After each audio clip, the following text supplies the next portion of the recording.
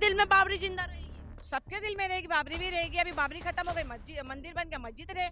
जब नाम उसी का आएगा तो उसी को बोलेगा कि हाँ ये नाम से ये जगह है। बाबरी अगर दिलों में जिंदा रहेगी तो फिर भाईचारा कहाँ रहेगा आपका? कहाँ मानवता रह गई? ढांचा था क्या? ढांचा था, बात नहीं, ढांचा था ना, मंदिर का नहीं था वहाँ पे नामो निशान। सुप्रीम कोर्ट ने अगर मंदिर का नामो निशान नहीं था तो फिर कोर्ट ने फैसला कैसा दे दिया? नहीं दीदी को इनको पता, एक मिनट दीदी सुनना, दीदी को इनको पता नहीं। ये कह रही जो बाबर था ना जिस टाइम पे आया था, सुनो मैं आपको इतिहास बता रहा हूँ, आपको इतिहास बता रहा हूँ। से मतलब है मंदिर नाम हम मनों में आज भी जिंदा है। आपने बोला ये बात, आपने ये बात अभी बोली है, बाबरी मस्जिद आपके मनों में जिंदा है, ठीक है, दिलों में जिंदा है आपके बाबरी मस्जिद। सकते हैं, हम भी नहीं मान सकते ना। जब तुम बोल रहे हो तो हम मस्जिद मान सकते हैं, हमारी मस्जिद है। नाम जो है बाबर एक भगोड़ा इंसान था जो वहाँ से भाग के यहाँ गड़ा आके, ठीक, और कुत्ते की मौत मारा गया, कुत्ते की मौत मारा गया बाबर को। फिर वही बात आ गई नहीं वही बात, यही तो बात है। कहा बाबरी दिलों में जिंदा है और हम भूलने भी नहीं देंगे, इसलिए इतना बड़ा घंटा लगाया। 2 टाइम बजेगा और आपके दिलों में क्या कब्र, वो तो बाबर खड़ा हुआ ना, उसकी भी कब्र से जय श्री राम आएगा। 5 एकड़ दी हमने, 5 एकड़ दी। और हम अगर मंदिर के, सुनो, मस्जिद के लिए लड़ते नहीं ना, अगर हमारा, सुनो, ये हमारी कमी है जो 500 साल लग गए हमें, 500 साल लग गए हमें चिल्लाने से नहीं। थोड़ी देर पहले दिलों में जिंदा थी मस्जिद। अगर दिलों में जिंदा है ना, इतने ही जोर से पाड़ने की जमा भी रखेंगे। और जो लोग कहते हैं कि नहीं है मंदिर, अगर हर मस्जिद पे मंदिर बनाने की हिम्मत रखेंगे, जय श्री राम।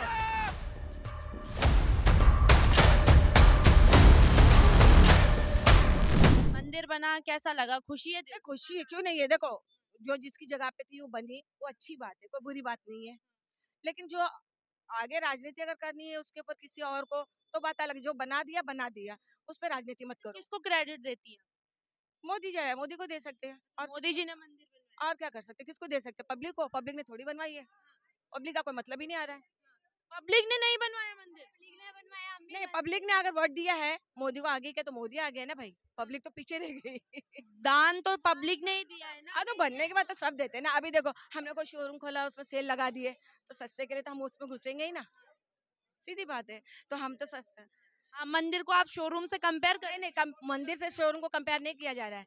मतलब वो मंदिर है। अभी हम भी तो चलो कोई वो चीज बना रहे, अच्छी गार्डन बोलो या कोई चीज उसमें शो पीस रखे, तो पब्लिक देखने आएंगे तो टिकट तो हम रखेंगे ना। तो आप कह रही थी कि राजनीति नहीं होनी चाहिए, आपको क्यों लगा कि मंदिर पर राजनीति हो रही है? भैया देखो हम तो सुन रहे न्यूज में, हम अपने मौके तो नहीं बोल सकते हैं, पब्लिक जो कर रही है। आपके, कुछ मुस्लिम नेता हैं जो बयानबाजी कर रहे होंगे, उनसे भी मुझे दिक्कत नहीं है, वो भी मुझे तकलीफ नहीं है, और ना हिंदुओं से कोई तकलीफ है। जो कर रहे करे, हमें उससे क्या लेना देना।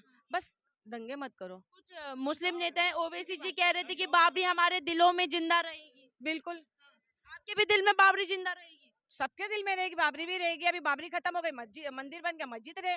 जब नाम उसी का आएगा तो उसी को बोलेगा कि हाँ ये नाम से ये जगह है। बाबरी अगर दिलों में जिंदा रहेगी तो फिर भाईचारा कहाँ रहेगा आपका? कहाँ मानवता रह गई? बाबरी दिलों में, बाबर था कौन आंटी?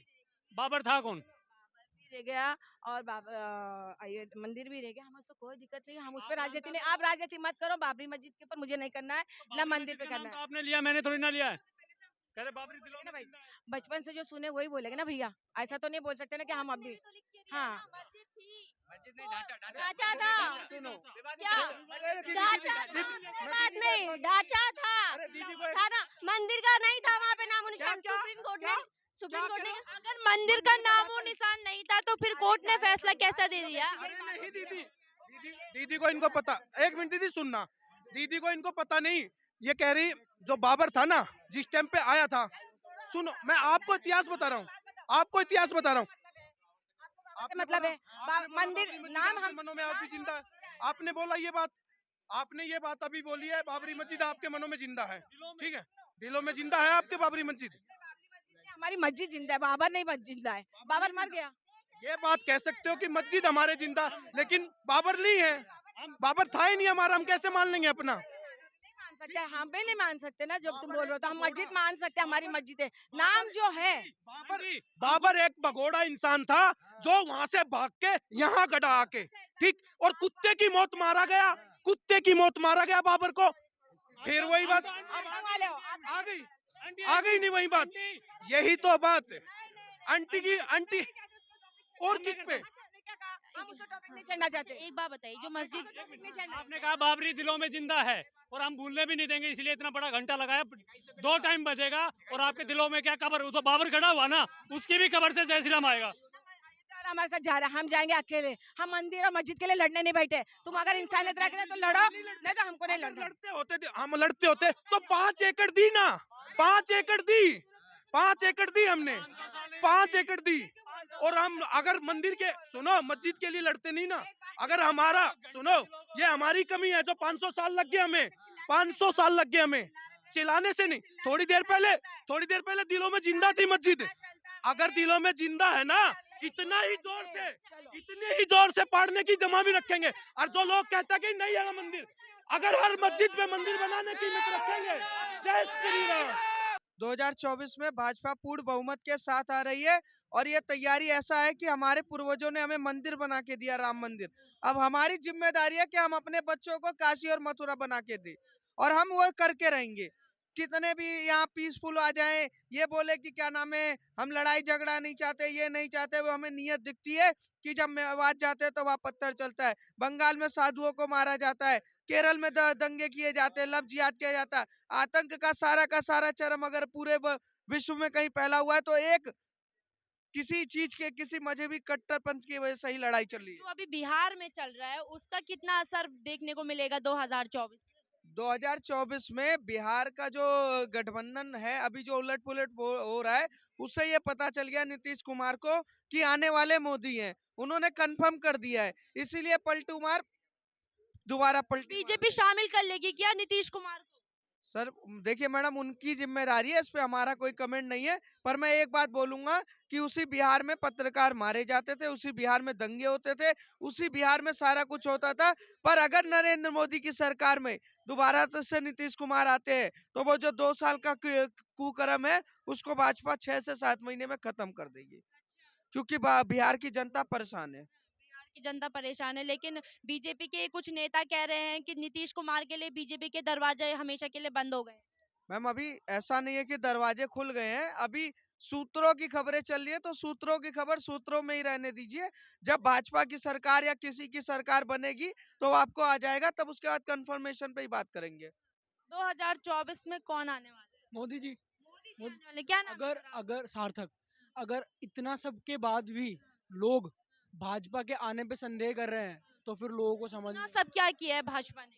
जी कुछ भी देख लीजिए आप, चाहे पार्लियामेंट का नवनिर्माण हो, भले ही उस पर कितना ही सवाल जवाब हो, बट उस ढांचे से उसे बाहर लाना बड़ी बात है। फॉरेन पॉलिसी, विदेशी पॉलिसी पहले कभी इतनी सशक्त नहीं थी जितनी आज है। हम कहीं भी हो, हमारा एक स्टैंड है, ठीक है। विश्व में कुछ भी हो रहा हो, लोगों की एक आंख सब पे रहती है, भारत पे जरूर रहती है कि भारत का इस पे क्या स्टैंड होगा। तो इससे बड़ी वसुधैव कुटुंबकम को प्रूव करने का लेकिन महंगाई बेरोजगारी पर तो कुछ नहीं कर रही है ना सर। महंगाई बेरोजगारी देखिए जी, सीधी सी बात है, ऐसा नहीं है एम्प्लॉयमेंट नहीं है, एम्प्लॉयमेंट है, बहुत सारे मौके हैं। स्किल, अगर आदमी के पास स्किल है तो डेफिनेटली उसको नौकरी मिलेगी। इतने सारे स्टार्टअप्स जनरेट हुए हैं, तो आप ये तो कह नहीं सकते स्टार्टअप सोलो वर्क नहीं करते, राइट। डेफिनेटली वहाँ पे लोग काम करते ही हैं, राइट। तो एम्प्लॉयमेंट तो जनरेट हुई है। इवन आज भी अखबार में पढ़ रहा था, कुछ 75,000 स्टार्टअप्स ने पेटेंट रजिस्टर किया है पिछले 10 दिन में। तो आप खुद देख लीजिए, एम्प्लॉयमेंट अपॉर्चुनिटीज़ तो है ना। स्टार्टअप्स कब आ रहे हैं? जब स्कीम इतनी खुली है, गवर्नमेंट ने इतना हैंड दिया है कि स्टार्टअप्स लोग आसानी से कर सके, तभी तो ये कहना कि एम्प्लॉयमेंट नहीं है, बेरोजगारी है, इसमें बहुत सारे फैक्टर्स आते हैं, सिर्फ सरकार ही नहीं आती। अच्छा, 2024 में जो गठबंधन बना था कुछ महीने पहले, मोदी जी को बीजेपी को टक्कर दे पाएगा? नहीं, आप खुद देख लीजिए, सीट का ही फैसला नहीं हो पा रहा है। सीट का फैसला ना होना पहली बात। ममता दीदी पहले ही साइड हो चुकी हैं कि मैं नहीं, और वो क्यों करें जब उन्हें पता है उनके तृणमूल के उन सीटों पे चांसेस ज़्यादा हैं, तो वो क्यों राहुल गांधी को अपनी सीटें दें? तो बहुत जायज़ है। नीतीश कुमार जी जो सबको एक साथ लाए, सबको एक छत्र के नीचे लाए कि भाजपा के खिलाफ लड़ना है, उसके बाद आपने उन्हें ही उसका नेता नहीं बनाया वहाँ इंडिया अलायंस का, उसके बाद क्या साबित होता है? नहीं, भूल है। जो गठबंधन बना था वो केवल अब नाम का रह गया। नाम का रह गया है। अगर सीटों का बंटवारा भी कर पाए चुनाव से पहले, वो भी बहुत बड़ी बात होगी। अच्छा, मोदी जी को किस आधार पर वोट डालेंगे? किस आधार पर वोट डालेंगे? मैं युवा के तौर से तो यही कहना चाहता हूँ कि टेक्नोलॉजिकल बूस्ट, टेक्नोलॉजिकल हैंड जितना इस सरकार ने दिया है, मिलिट्री को स्ट्रॉन्ग करना हो, चाहे टेक्नोलॉजी पर जितनी रिलायंस इन्होंने बढ़ाई है, पहले की किसी सरकार ने इतना नहीं किया। तो मोदी जी का आना तो निश्चित है।